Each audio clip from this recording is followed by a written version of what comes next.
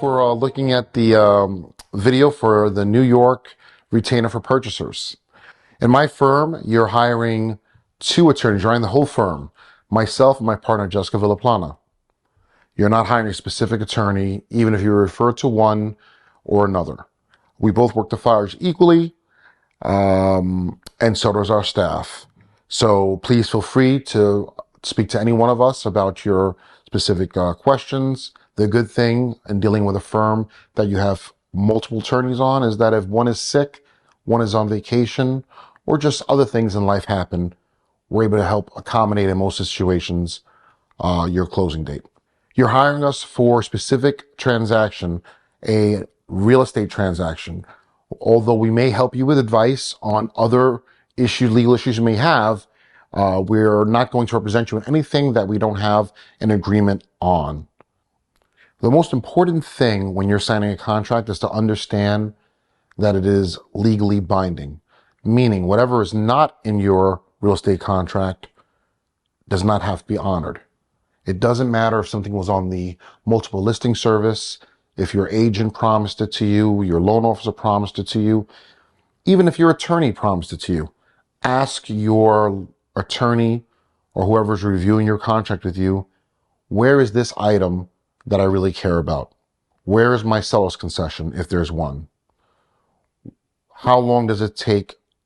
How long do I have to get a loan commitment? How long do I have to close? Where does it say that I'm getting that red and green furniture that I really wanted? Please make sure you go to your contract, understand your contract, again, because once you sign it, you're bound by it, and you have to hope now that the other side that promised you something is willing to give into that promise, even though legally they don't have to. Oh, and repairs, very important. You may not do an inspection, or you may be really handy. But if you're waiving an inspection, we're your attorneys, we're going to do what you like. But just know that then those items afterwards are not going to be fixed. So please make sure you're aware of what you're purchasing. If you're waiving an inspection, that's your right. If you're getting an inspection, send us a list of the items that you want taken care of. We can go over your inspection report, but I can't legally tell you what you should fix or not. A repair request may kill a deal, that you really want this house, and unfortunately now the seller feels you're being too difficult, or the repair may be so important to you that you're willing to cancel this deal that you had an accepted offer for. So if there are any requests, no, all houses are sold as is, but if the seller's willing, they will give you a repair credit, or you'll get a repair agreed to. Just make sure whatever you're finally agreeing to is in the contract. I get a lot of questions on, well, what's your fee? Well, our fee's in the retainer. We charge a $350 retainer fee when we sign contracts. So we do a lot of work in the beginning for nothing. And if you don't ever sign contracts, you don't give us that retainer fee. Upon payment of that $350, when you're signing your contract, that is non-refundable for the work that we have done and the work that we're going to do. You would only owe us the balance of the payment if we close. If we don't close, you don't owe us any other money, except if you're in default, meaning, hey, Steve, Jessica, get me out of this contract. I want to buy that house. That's a default. If we're successful in doing that, we'll get your money back, but you would still owe us the balance. Now, what happens if through no fault of your own, the deal dies? Well, you don't owe us anything else, and we typically will roll over that $350 into your next deal, so you don't have to pay a retainer again. The good news is, with that payment of the $350, I provide free tax preparation for my clients the following year, so you are getting something for your money. There's never an additional charge to you, because again, we do have a flat fee, except in the situation we've outlined in your retainer. So just look at your retainer, and you'll understand those, but they're very rare. Typically, it's only there's going to be post-closing escrow involvement. If there's going to be a situation where you need to close on a specific day, regardless of our schedule, and we have to get coverage for you, and you're not willing to move it a day over or be somewhat flexible. And again, because you are our You've hired us, you're our boss, we're going to try to accommodate you. If there is a power of attorney, there's going to be a charge for that. Typically, that's found with more sellers, not for purchasers. But if you are in a situation where you have multiple parties and one of you can't make it and your lender agrees, there's going to be a fee for us to do a power of attorney. Again, it's all listed here. Title searches. We're going to hire a title company to either provide a lien search in a co-op or for a full title search in a purchase. In a situation where you have a relationship with a title company, just let us know. We'll order from the title company that you'd like. If not, we'll go to one of our recommended vendors. Bank attorney work. In New York, sometimes your lender will want us to be your lender's attorney, and that's great. You have one less person to worry about in scheduling. The fee that they pay us, we just let you know that, yes, you're financing, so in essence, you're also paying for a fee, but the fee they pay us is the same that another attorney would be paid if they represented the bank. Again, the benefit it is that you are going to get things faster and you don't have to worry about another firm schedule. Okay, these last 2 pages, they're in regards to important information that you as a purchaser should be aware of. They are not a legal contract between you and myself or you and my firm. They're things that are very important and through our time come up again and again. So number 1, be careful when you're going to lock your rate. When you lock your rate, you have to close by that date, or typically there is an expense that is charged to you from your lender. So give us a call. We will then contact the seller's attorney, make sure that, hey, seller's not in the hospital, the seller's attorney's not going away, everyone expects to close on that date, they're available, that there are no title issues, or if there are, the seller believes they're going to be rectified in time. In a title report, there are 2 parts of the title. You have the regular report and the chain of title, and you have the municipality report. The municipality report will have things like open permits, for example.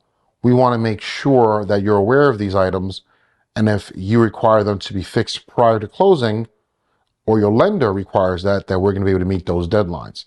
If not, you may want to rethink about locking your rate. Again, you're our boss. We're going to follow what you want. We just want you to be aware, because the seller is never required to pay for your lending institution closing costs, even if it is a locked rate situation where it is their fault. Sometimes you'll have sellers that do, but they're not legally required to. So keep that in mind. Ordering a survey. So this comes up so much. Surveys are pretty much a drawing, a map of your property. It's going to indicate your boundary lines, if there are possible additions to your land, if your neighbor is encroaching onto your land. Now, some banks don't require it, and you may want to save on the money, and that's no problem. We're going to do with, what you like. However, if you need a survey, or you would like a survey, those have to be paid for no matter if the deal dies or not. So I never want my clients to have to pay for something that they're not going to use. However, you may want to close and may be willing to risk the fact of not closing versus and paying for a survey versus closing late and not having a survey in time. So just work with us. When you know you want to close by a certain date, and a survey, for instance, takes anywhere from 3 to 4 weeks, just give us a call and let us know you want to order your survey. If not, we're going to wait till the lender tells us it's time to order a survey, or until when we call you, when we know everything's clear, or we believe everything's clear, and then we order the survey. Because again, surveys can range in prices from anywhere from $750 to $1,000 in New York City to sometimes up to $2,000 upstate. I had a client once that asked, is your purchase contingent on your sale? The client said no, but did not let me know that they were not aware of what that meant. If your attorney's asking you something is contingent on something else, pay attention to what he's asking you or she's asking you, because that's a very important factor of the deal. You are typically in default of your contract and will lose your down payment if you have to sell another property in order to purchase this one, and that property that you have to sell ends up not going through. So if you need to sell a property or refinance another property, make sure that your contract is contingent on that. Default. What's the biggest reason for clients losing their down payment? Well, I always say, don't go out and buy a Ferrari when you're purchasing a home. Some people will trade in a Honda Accord lease and get the BMW truck of their dreams in the middle of a purchase. Don't do that. You have specific debt to income ratios. If you're denied because after signing your contract and applying for a loan, you change your debt to income ratios and no longer are approved, that is a problem. Family. I love my family and pretty sure you love yours. Don't lend money to family when you're in a purchase transaction. I've had situations where people have passed away and the family had no insurance and they needed to get money for a funeral. The problem is the money that you get back may not be able to be used for your closing, and you could be held in default if your bank denies you for that purpose. So anything financially, big deposits, large withdrawals, opening up a credit card, shopping for anything, please speak to your lender about those things. They want to make sure that this money is good. It's been in the bank typically 2 months. So don't withdraw funds, make large deposits, apply for credit cards, apply for new debt until you've spoken to your lender. Make sure that they okay it, because at the end of the day, it's your down payment we're talking about. Your closing date. In New York, there typically is an on or about closing date. Now, if your contract says time of the essence or some different variation, speak to us about it. And those are usually firm dates. Firm dates are very rare in New York. Usually everything is on or about. Typically, industry-wide, that's within a 30-day period.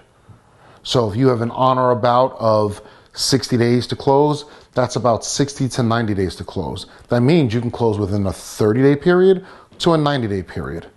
And the same goes for the seller. So just keep that in mind. Just because you're ready to close, that doesn't mean the seller's ready to close. If you decide to close with any open issues, open permits, things of that nature, we're going to do as you ask. But we're going to ask you to sign a hold harmless agreement, that you're aware that we are warning you the ramifications that are involved in closing with these open issues, and the solution that we were able to provide, whether it be hold money escrow, or if there is no solution and this is what you're choosing to do, you're just going to sign that document for us that you're aware of that. Closing times. Closing times for us are typically set when the bank gives a clear to close. We contact the seller when they're available, and we find out when you're available. All parties have to agree. So just because you have a clear to close from your lender, it doesn't mean we're closing the next day. If you have a co-op, well, after your board approval, your lender has to give you clear to close, and then the co-op attorney, they're the ultimate entity that determines what availability we have for closing. And then everyone has to work around that schedule. So keep that in mind as well. Also with co-ops, there is a thing called a recognition agreement or an Aztec agreement. Those have to be sent to the board for signature before we close. With co-ops, I want to just point this out. They're a little unique in New York. You have typically 10 business days to submit your board application if you're buying all cash, or 3 to 5 business days if you are getting a loan from the issuance of a loan commitment. So just keep that in mind. I've never had a client been in default for that. I always stress that point, but you don't want to miss the dates. I typically tell my clients, have your application ready so that the minute you get your loan commitment, you can just supply it to the board. There are occasions in certain, especially with HDFC co-ops, and I can speak to you about that, where the board actually reviews your ability to live in that community prior to contract, but they're rare. So just keep that in mind. In addition, a co-op attorney is the one who kind of dictates when we can close, even if you have board approval and you have a clear to close. The co-op attorney will not set the date, typically unless they have your Aztec agreements or recognition agreements signed. So the minute you get those in the mail, please sign them, submit them to the board, and give proof of who you gave them to at management. If you FedExed it, great. Just keep a receipt of the delivery. Lastly, last two things. If there's tenants in the home, let me know and try to let me know at contract signing so that we can make sure that the agreements are right in your contract.